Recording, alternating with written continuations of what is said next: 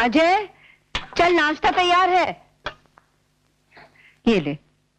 माँ मुझे देर हो रही है, पहले मेरा सर्टिफिकेट निकाल दे। पहले तू नाश्ता तो कर ले, निकाल देती हूँ।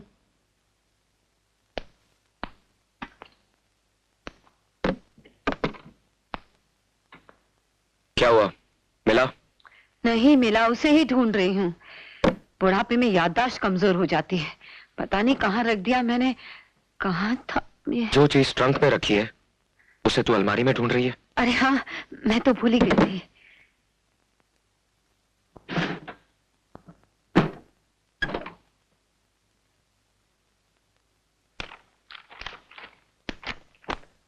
मिला? ढूंढ रही हूँ ना, सर पे क्यों आके खड़ा हो गया? यही तो रखा था रात में, पता नहीं कहाँ चला गया। तो रातों रात इसे जमीन निकल गई या आसमान खा गया? ये माँ बेटे क्या खाने पीने की बातें कर रहे हैं। मैं तो आज कुछ खाने वाली नहीं, मेरा तो आज करवा चौथ का व्रत है। और तुम तो जानती हो बहन, सुहागने जब तक चंद्रमा नहीं देख लेती, खाना क्या एक बूंद पानी तक नहीं पीती। मैं बाजार जा रही हूँ पूजा का सामान लेने, मेरी नौकरानी आए तो चाबी दे देना। आशीर्वाद दे अपने बेटे को।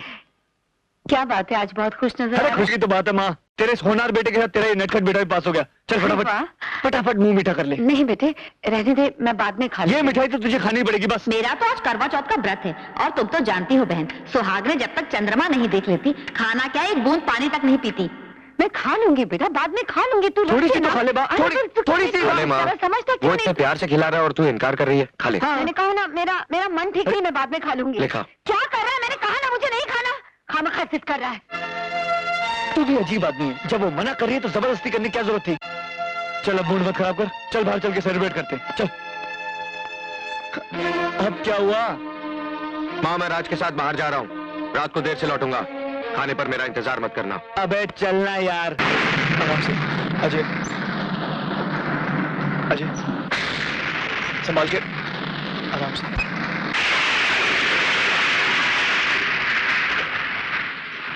अच्छा, तो पी के आया है? वो माँ पासों ने खुशी में पार्टी दी थी, दोस्तों ने जबरदस्ती पिला दी इसे, थोड़ी सी चढ़ गई है। माँ मगर प्लीज ये डांटना मत, गलती तो मेरी थी, खामखा में से ले गया वहां। गलती तेरी नहीं है बेटे, खोट तो मेरी परवरिश में रह गई, वरना मैं तो इसी भरम में जी रही थी कि जिंदगी के किसी भी मोड़ पर इसके कदम नहीं टगमगाएंगे। अजय, अगर आंधियां मुझसे टकराई होती ना तो मैं नहीं टकमगाता, लेकिन क्या करूं, चोट दिल पर लगी थी और दर्द का सैलाब रगों में उमड़ रहा था। कोई सहारा तो चाहिए था ना मुझे। तो नशे का ये बांध उसे कब तक रोक पाएगा? उगल दे उस सैलाब को जो तेरे होठों तक आकर लौट जाता है। रहने दे माँ, वरना शब्दों की तलवार रिश्तों की वो डोर काट देगी जिससे हम दोनों बंधे हैं। ये क्या बकवास कर रहा है? होश में आ जाए, जानता है तो किससे बात कर रहा है? उस औरत से राज, जिसे देवी कहते हुए कभी मेरी जुबान नहीं लड़खड़ाई, जिसकी ममता का आंचल 25 साल जिंदगी के हर मौसम में मेरी हिफाजत करता रहा। लेकिन आज वही आंचल इस बेटे के सर से हटकर किसी गैर मर्द को छुपाने के लिए पर्दा बन गया। कौन है वो जिसने मेरी माँ के गले से ममता का जेवर उतारकर अपने नाम का मंगलसूत्र पहना दिया? कौन है वो जिसकी लंबी उम्र के लिए मेरी माँ करवा चौथ का व्रत रखती है? कौन है वो जो मेरी माँ के दिल में मोहब्बत बनकर और मेरे दिल में नफरत बनकर पनप रहा है? बोल माँ, बोल, जवाब दे। अगर तुझे एक औरत के चरित्र और माँ की मर्यादा का खून ही करना था तो फिर ये सफेद साड़ी पहनकर विधवा होने का नाटक किस लिए? बोल, कौन है वो जो तेरी कोख को डस रहा है?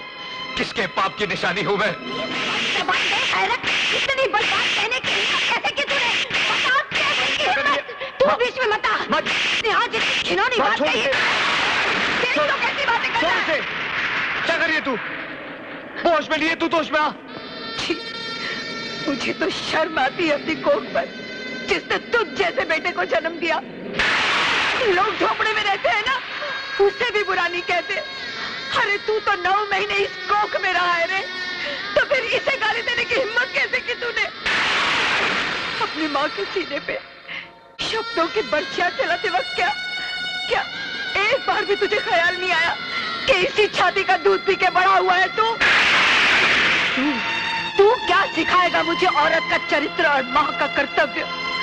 अरे मैंने तो एक वचन के लिए अपनी सारी जिंदगी वनवास की तरह काट दी। तू जानना चाहता है ना कि मैं ये मंगलसूत्र किसके नाम का पहनती हूँ, किसकी लंबी उम्र के लिए करवा चौथ का व्रत रखती हूँ? तो सुन, वो कोई और नहीं, वो तेरे पिता हैं।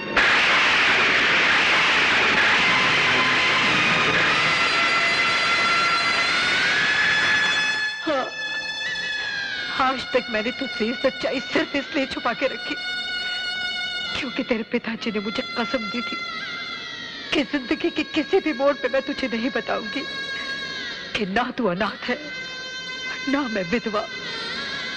लेकिन आज तेरे इल्जामों के बारूद से कसम की वो दीवार टूट गई। तेरे पिता एक डॉक्टर थे। वो जिस अस्पताल में काम करते थे वहां के मालिक राय बहादुर को लोग देवता की तरह पूछते थे। इंस्पेक्टर साहब, इंस्पेक्टर अरेस्ट हिम। इंस्पेक्टर साहब, गुनहगार मैं नहीं हूँ, ये कमीने हैं जो बेकसूर मरीजों की जिंदगियों से खेल रहे हैं। अपने अस्पताल को कत्लखाना बना रखा है इन लोगों ने। गिरफ्तारी नहीं कीजिए इन्हें। Oh, you shut up and come with me. ये सब तुम्हारी मिली भगत है। मैं तुम्हारे गोरख धंधे का पर्दाफाश करके रहूंगा। मैं अदालत में चीख चीख कर कहूंगा कि मुजरिम तुम हो, तुम हो, तुम हो। Order order order. Doctor Sinha, आप अपना बयान जारी रखिए।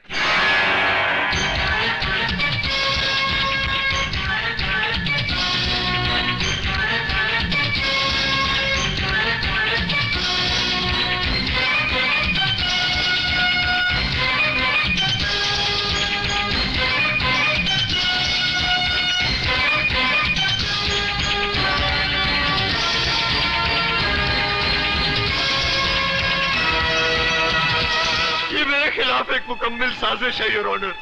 ये सारे सबूत, ये सारे गवाह राय बहादुर के खरीदे हुए मोहरे हैं। मैं सच कहता हूँ जज साहब, मैं निर्दोष हूँ। मैंने कोई पाप, मैंने कोई गुनाह नहीं किया जज साहब। मैंने कोई पाप, मैंने कोई गुनाह नहीं किया जज साहब। तमाम गवाहों और सबूतों की रोशनी में ये अदालत इस नतीजे पर पहुंची है कि डॉक्टर रवि ने रुपयों की खातिर एक मासूम बच्चे की जान ली और अपने पेशे को बदनाम किया। लिहाजा ये अदालत डॉक्टर रवि को डॉक्टरी के पेशे से खारिज करते हुए उम्र कैद बामुशक्कत की सजा सुनाती है।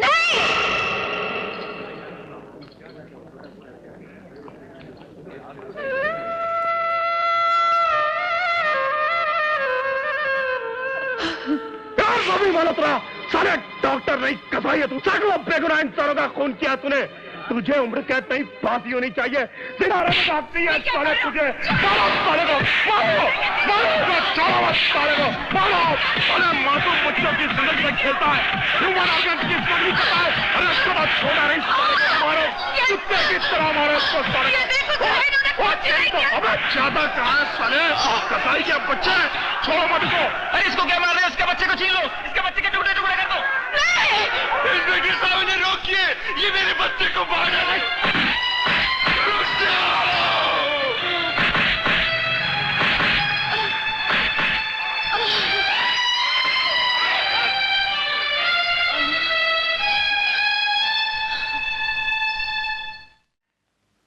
आशा, जी, तुम ये शहर छोड़कर चली जाओ। क्या हम एक दूसरे से अलग तो हो ही चुके हैं और अब आप ये शहर छोड़कर जाने को कह रहे? मैं आपको छोड़कर कहीं नहीं जाऊंगी। तो क्या चाहती हो तुम? अगली बार जब तुम मुझसे मिलने आओ, इस बच्चे की लाश तुम्हारे हाथों में हो। एक बाप होकर ऐसी अशुभ बातें कर रहे हैं। तो क्या करूं? लोगों की आंखों में जो नफरत और गुस्सा मैंने देखा है, वो तुम्हें और इस मासूम को जिंदा नहीं रहने देगा। किस किस के पत्थर से हिफाजत करोगी इसकी? चली जाओ आशा, चली जाओ। किसी अजनबी जगह जाकर परवरिश करो इसकी, जहां तुम्हारे बेटे के नाम के साथ डॉक्टर रवि मल्होत्रा का नाम शामिल ना हो, ताकि ये किसी मुजरिम या कातिल का बेटा ना कहलाए। मैं बताऊंगी इसे कि सच्चाई क्या है। नहीं यकीन करेगा वो। अरे बचपन कोरे कागज की तरह होता है और दुनिया वाले मेरे गुनाहों की उस पर इतनी स्याही बिखेर देंगे कि तुम्हारे लिखने के लिए कोई जगह नहीं रहेगी। इसलिए कहता हूं आशा, मान जाओ। इस बच्चे के भविष्य की खातिर तुम्हें दुनिया वालों के सामने विधवा बनकर जीना होगा। एक माँ का फर्ज निभाने के लिए आप एक पत्नी से उसका अधिकार क्यों छीनना चाहते हैं? ताकि तुम्हारी मांग का सिंदूर उन सवालों को जन्म ही न दे सके जिनका जवाब तुम्हारे पास न हो। समझ लो तुम्हारे सुहाग को उम्र कैद नहीं, फांसी हो चुकी है, विधवा हो चुकी हो तुम। पोंछ दो अपनी मांग का सिंदूर, तोड़ दो ये फांस की निशानियां, तोड़ दो जो तुम्हें कभी मेरे जिंदा रहने का एहसास भी न दिला सके। आज के बाद तुम कभी मुझे जिगलने नहीं आओगी और न ही इसे कभी बताओगी कि मैं जिंदा हूं। आशा मैं तुम्हारे हाथ जोड़ता हूं, वचन दो कि तुम इस राज को राजी रखोगी। तुम्हें इस बच्चे के भविष्य की कसम, तुम विधवा बनकर रहोगी। आशा मैं तुम्हारे हाथ जोड़ता हूं। सुहागन होते हुए भी मैंने विधवा का ये कफन ओढ़ लिया, पोंछ दिया अपनी मांग से सिंदूर, ताकि अपने आंचल से अपने बेटे का लहू न पोंछना पड़े।